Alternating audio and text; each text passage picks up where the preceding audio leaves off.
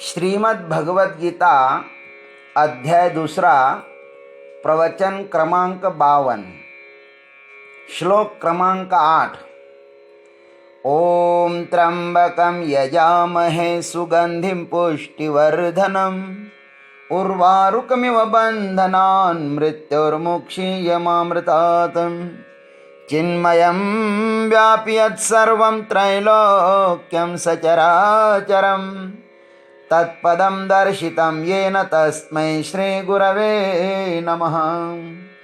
वसुदेवसुतं देवं कंसचानूरमर्दनं देवकी परमानंदं कृष्णं वंदे जगद्गुरुं। ओम तत्सत। यह श्लोक अर्जुन की श्रेयस के प्रति जो जिज्ञासा है उसके प्रति प्रेम बताने वाला है। इतना ही नहीं, ऐहिक और परलौकिक भोगों के प्रति उनके मन में जो वैराग्य हुआ है उस वैराग्य का भी दिग्दर्शन यह 8वां श्लोक करता है। आइए उसको हम गाते हैं। नहीं प्रपश्यामि ममापनुद्यान् यच्छोकमुच्छोषणमिन्द्रियाणाम् अवाप्य भूमा वसपत्नमृद्धं राज्यं सुराणामपि चाधिपत्यम्। अन्वयार्थ। ही भूमौ असपत्नं रिद्धं राज्यं सुराणाम अपि च अधिपत्यम अवाप्य।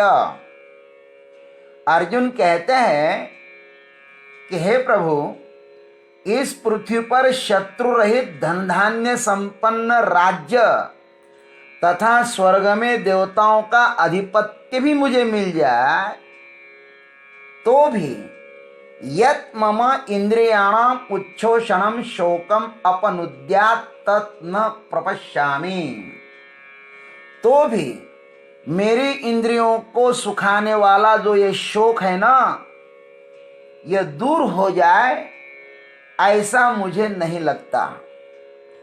मेरा शोक बहुत बड़ा है। आइए इस पर थोड़ी चर्चा करते हैं।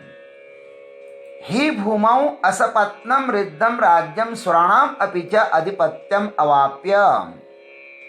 अर्जुन कहते हैं इस पृथ्वी पर शत्रु रहित धन धान्य संपन्न राज्य तथा स्वर्ग में देवताओं का आधिपत्य भी यदि मुझे मिलता है तो भी मेरे इंद्रियों में जो शोक हुआ है ना, वह शोक दूर होने वाला नहीं है।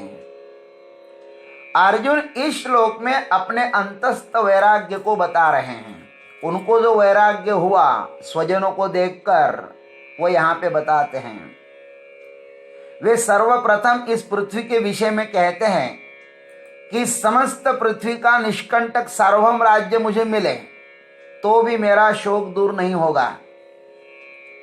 अरे भाई, सार्वभौम राज्य मिलना तो बहुत ही दूर की बात है। सर्वप्रथम तो इस हस्तिनापुर का सिंहासन ही तो बिना युद्ध से मिलना कठिन है। वही तो अधर में अटका हुआ है। तो ये पृथ्वी तो बहुत बड़ी है। इस पृथ्वी का राज्य कैसे मिलेगा? इस पृथ्वी का कितना बड़ा विस्तार है आप देखिए। ये सप्तद्वीपवती पृथ्वी है। इस पर 7 द्वीप है। जम्बू द्वीप, कुश द्वीप, क्रौंच द्वीप, शाक द्वीप, शाल्मली द्वीप, प्लक्ष द्वीप और पुष्कर द्वीप। ये 7 द्वीपों से ये पृथ्वी घिरी हुई है। इतना ही नहीं, इसमें सप्त सागर भी है। लवण सागर है, क्षीर सागर है, दधि सागर है, घृत सागर है, इक्षुरस सागर है, सुरा सागर है, शुद्ध जल सागर है। इन 7 सागरों से भी ये पृथ्वी घिरी हुई है। इतना ही नहीं, इस पर मुख्य 8 पर्वत है। कौन कौन से? सुमेरु, हिमवान, हिमाचल, मंदराचल, विंध्याचल, मैनाक, श्रीशैल और कैलाश, इन 8 पर्वतों से ये पृथ्वी घिरी हुई है। पृथ्वी इतनी बड़ी है कि अब तक इसका अंत कोई भी नहीं लगा पाया। फिर उसका निष्कंटक राज्य भोगना यह भी अत्यंत कठिन है। अरे भाई, सरपंच का पद भी निष्कंटक नहीं है, तो फिर राष्ट्रपति, प्रधानमंत्री आदि का कैसे पद निष्कंटक हो सकता है? कोई ना कोई तो शत्रु खड़ा रहेगा ही। भारत भूमि का ही नहीं तो फिर संपूर्ण विश्व का पद निष्कंटक कैसे हो सकता है? अर्जुन का कहने का तात्पर्य इतना ही है कि मुझे इससे वैराग्य हुआ है। इस वैराग्यावस्था में मुझे इसका कुछ भी प्रयोजन नहीं है, यह लोक का भी नहीं और परलोक का भी नहीं चाहिए मुझको वह स्वर्ग। देखो क्या कहते हैं अर्जुन, यत् मम इंद्रियाणाम उच्छोषणम शोकम अपनुद्यात् तत् न प्रपश्यामि। अर्जुन कहते हैं कि मेरी इंद्रियों को सुखाने वाला जो शोक दूर होवे, ऐसा मुझे नहीं लगता। मेरे किसी पुण्य से स्वर्ग का राज्य भी मुझे मिल जाए तो भी मेरा शोक दूर नहीं होगा। इस लोक के भोग से संतुष्ट न होने के कारण मनुष्य का सहज आकर्षण पारलौकिक स्वर्ग आदि भोगों पर होता है। उसका वर्णन हमारे शास्त्रों में अच्छे ढंग से किया गया है। जो हमारी इंद्रियों का विषय नहीं होता, उस विषय की सिद्धि के लिए हमें शास्त्र पर विश्वास रखना पड़ता है। स्वर्ग हमने तो नहीं देखा, लेकिन शास्त्र में स्वर्ग का वर्णन आया है, तो हमें स्वर्ग के अस्तित्व को स्वीकार करना ही होगा। स्वर्ग है, नरक है, वैकुंठ है, कैलाश है, ब्रह्मलोक है, आदि आदि। वैराग्य किसको कहते हैं? इहा मूत्रार्थ फलभोग विरागः। इहलोक एवं परलोक के विषय भोगों में इच्छा राहित्य होना, यही वैराग्य का लक्षण है। युद्ध के भावी भयानक परिणाम को देखकर ही क्यों न हो, किंतु आज अर्जुन को वैराग्य हुआ है। वैराग्य हृदय को निर्मल बना देता है और निर्मल हृदय में ही प्रभु को पाने की इच्छा जागती है। इसलिए ही अर्जुन के हृदय में श्रेय को पाने की जिज्ञासा आज जागृत हुई है। अर्जुन कहते हैं, यत् मम इंद्रियाणाम उच्छोषणम शोकम अपनुद्यात् तत् न प्रपश्यामि। वे कहते हैं कि मेरी इंद्रियों को सुखाने वाला जो शोक हुआ है वह दूर हो जाए, ऐसा मैं नहीं देखता। पृथ्वी का अधिपत्य मिले अथवा स्वर्ग का राज्य भी यदि मुझे मिल जाए, तो भी मेरे मन में स्वजन वध की आशंका से जो इंद्रियों को सुखाने वाला शोक पैदा हुआ है न प्रभु, वह नष्ट नहीं होगा। देखो, इंद्रियों का राजा मन ही है। वह जैसा नृत्य करता है, इंद्रिया वैसे ही नाचती है। भगवत कृपा से अर्जुन का मन प्रेयस से पूर्णतः जाग गया है।